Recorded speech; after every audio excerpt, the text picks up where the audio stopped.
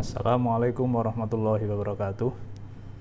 Bismillahirrahmanirrahim. Alhamdulillahirrabbilalamin.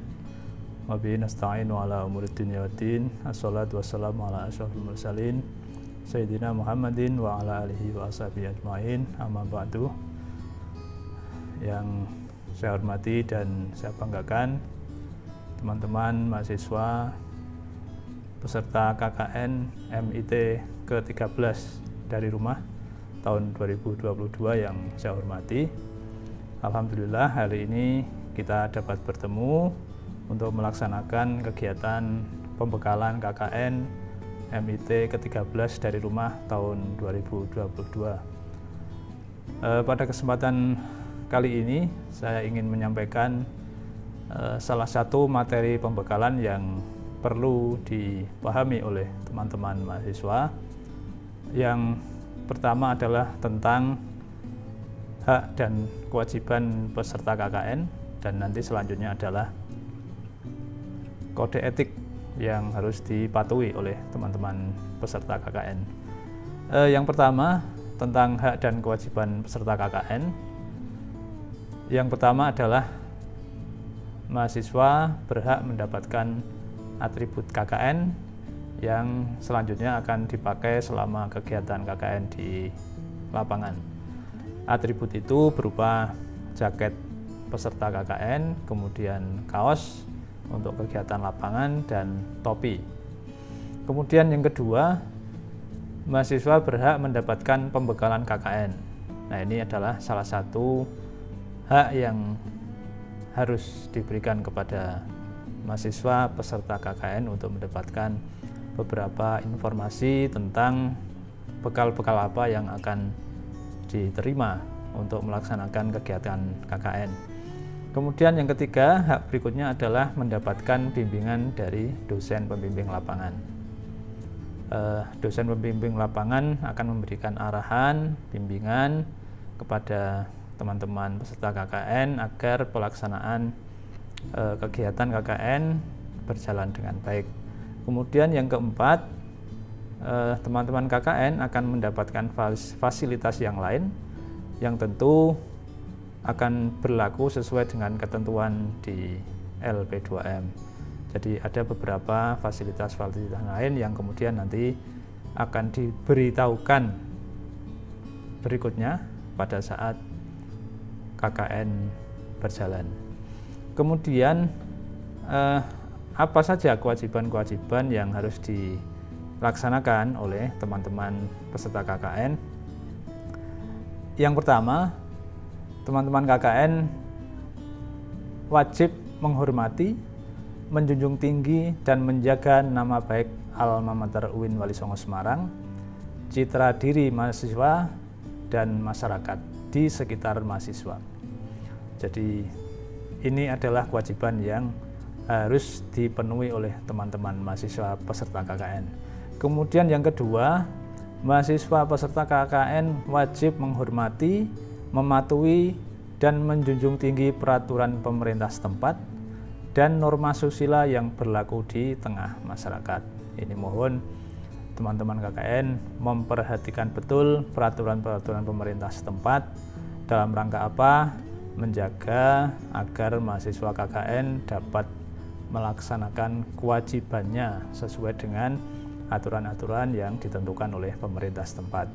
Kemudian yang ketiga, kewajibannya adalah melaksanakan seluruh tugas kegiatan KKN dengan penuh tanggung jawab dan dedikasi dilandasi dengan jiwa pengabdian yang tinggi. Mohon diingat teman-teman bahwa KKN adalah pengabdian. Jadi kewajiban Anda adalah menanamkan ke dalam hati sanubari bahwa kita ini sedang melaksanakan kegiatan pengabdian kepada masyarakat. Kemudian yang keempat, mahasiswa wajib menyusun dan menyerahkan laporan akhir kegiatan KKN sesuai dengan ketentuan dalam buku pedoman KKN.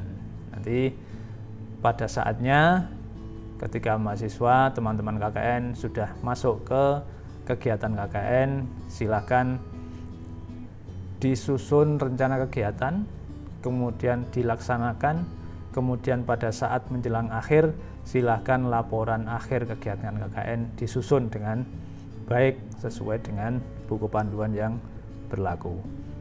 Kemudian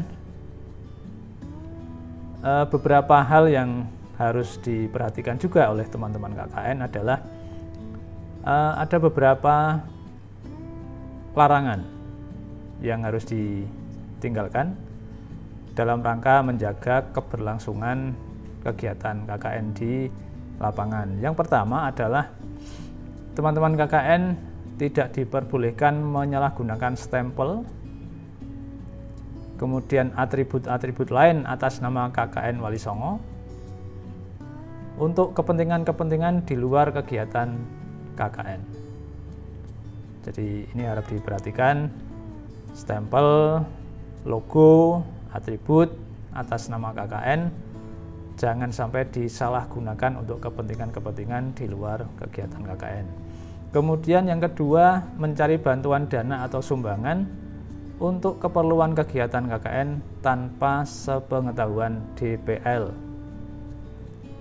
Ini tolong diperhatikan dengan baik, komunikasikan segala hal terkait dengan kegiatan KKN dengan dosen pembimbing lapangan. Yang ketiga, mahasiswa dilarang melaksanakan fungsi lain di luar fungsi-fungsi kegiatan pengabdian di KKN. Misalnya, mahasiswa merangkap menjadi wartawan. Kemudian mahasiswa ikut dalam kepengurusan atau anggota sebuah organisasi masyarakat atau bahkan menjadi organisasi sosial politik. Tolong ini teman-teman KKN diperhatikan untuk tidak masuk ke dalam wilayah-wilayah itu.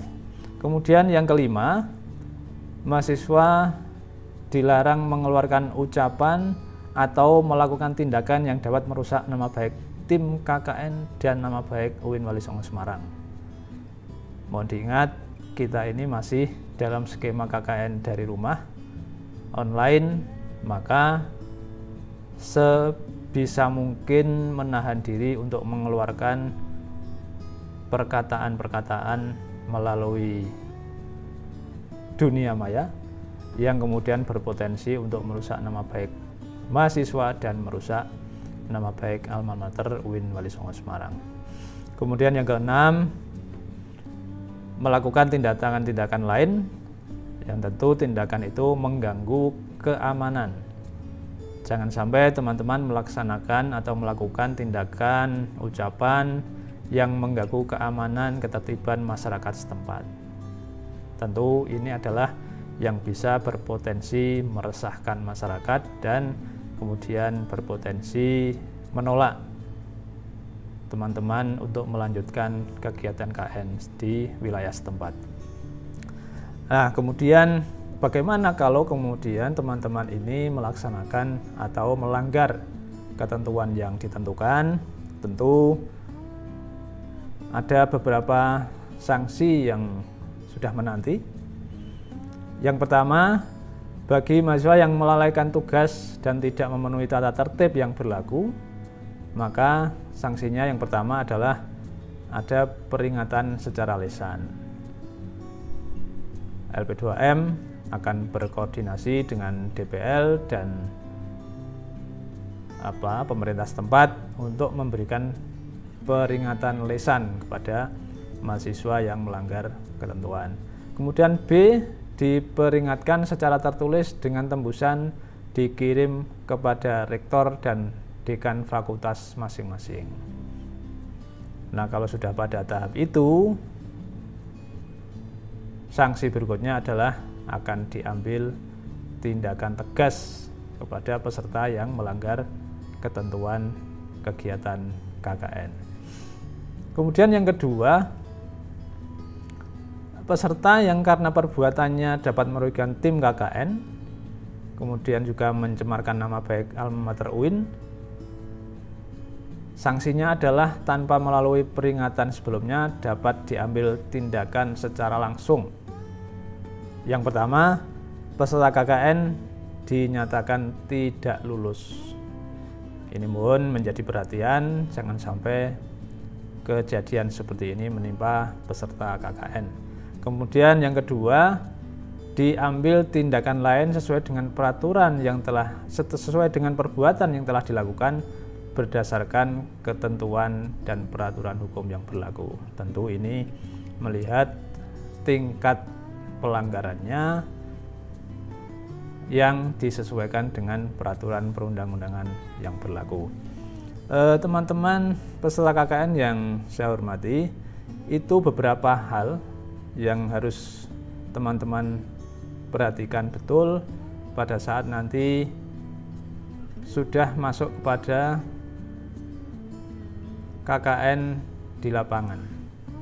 Jangan sampai kemudian meskipun ini skemanya dari rumah, tapi kemudian tidak melaksanakan kegiatan sesuai dengan ketentuan yang berlaku. Ini akan berefek kepada bagaimana nanti penilaian DPL, penilaian pemerintah setempat, dan juga penilaian dari BPKKN di LP2M Win Wali Songo Semarang. Demikian yang dapat saya sampaikan terkait dengan hak, kewajiban, dan etika peserta KKN. Mudah-mudahan dapat difahami dan bermanfaat untuk bekal Anda semuanya peserta KKN saat melaksanakan kegiatan KKN MIT 13 dari rumah tahun 2022. Demikian yang dapat saya sampaikan, kekurangan dan kelebihan mohon maaf. Akhirul kalam, wallahul muwaffiq ila aqwamit thoriq. Wassalamualaikum warahmatullahi wabarakatuh.